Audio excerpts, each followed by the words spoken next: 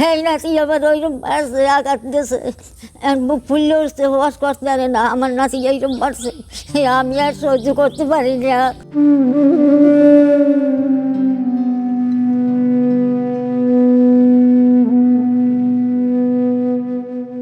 ঝালকাঠির রাজাপুর উপজেলার বাইপাস মোড়ের রাজাপুর দারুল উলুম কওমি মাদ্রাসায় হাবিবুল্লাহ নামের এক শিক্ষার্থীর ৩ মাসের বেতন বকেয়া থাকায় বেত দিয়ে বেধড়কভাবে পিটিয়ে আহত করেছে আলাউদ্দিন নামের এক শিক্ষক। আহত শিক্ষার্থী বলেন, আমার প্রতি মাসে বেতন ১,০০০ টাকা। কয়েক মাস বেতন দিতে পারিনি, তাই আমাকে ভাত খেতে দেয়নি। একথা আমার মাকে জানালে আলাউদ্দিন হুজুর আমাকে গাছের শেকড় দিয়ে মারে এবং গলা চেপে ধরে। পরের দিন ছুটি দিতেছে, কদিন পর ছুটি দিয়েছে। এরপরে সেই দিন হইতে আমার গেড়িতে ব্যথা, পিঠে ব্যথা। আমার কইছে যে কবি না, কইলে বন্ধের পর কিন্তু আরও পিঠাম। এবার আমি বয়সরে কইনি। এবার নানি এসে, নানি বাড়ি হওয়ার পরে নানি গেঞ্জি করছে, এবার দেখছে। দেখার পরে এবার তো মায়ে কইছে যে ব্যথা ব্যথা কেমন। এবার আমি সব কইছি মার দেয়। এরপর হইতে গেড়িতে ব্যথাটা, জ্বর। নাজেরা হুজুর এই আলাউদ্দিন। ওয়ালটন আবারও মিলিনিয়ার অফারে ওয়ালটন ফ্রিজ কিনে আপনিও হয়ে যেতে পারেন মিলিয়নিয়ার।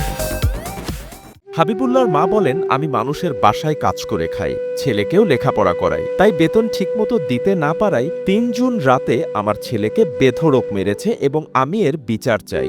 আমার ছেলেকে খেতেও দেয়নি। পরে ৪ জুন সকালে গিয়ে বেতন দিয়েছি। আমি এখন পর্যন্ত ছেলেকে ঠিকমতো ঔষধ কিনে দিতে পারিনি। ওর গলায় ব্যথা ও জ্বর আছে।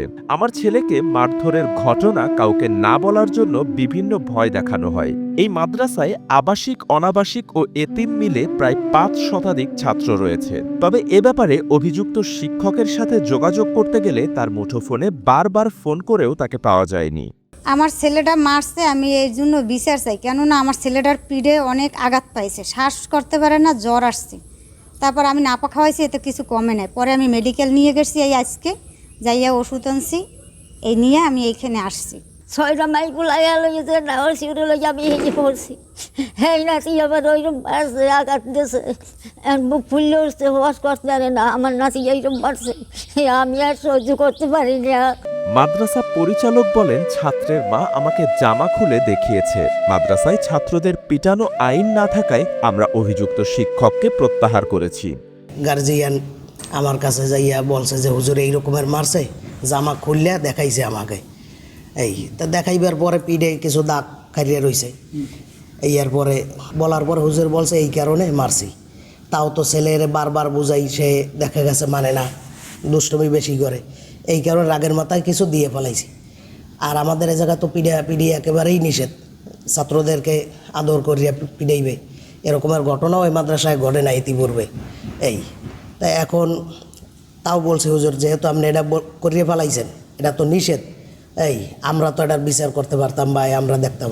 আর অতিরঞ্জিত ভালো না এইটা করছেন, সুতরাং আমাদের মাদ্রাসায় কানুনের খেলাফ, সেজন্য ওনারে তৎক্ষণাৎ আমরা বিদায় করে দিছি যখনই আমরা শুনছি। SA TV digital.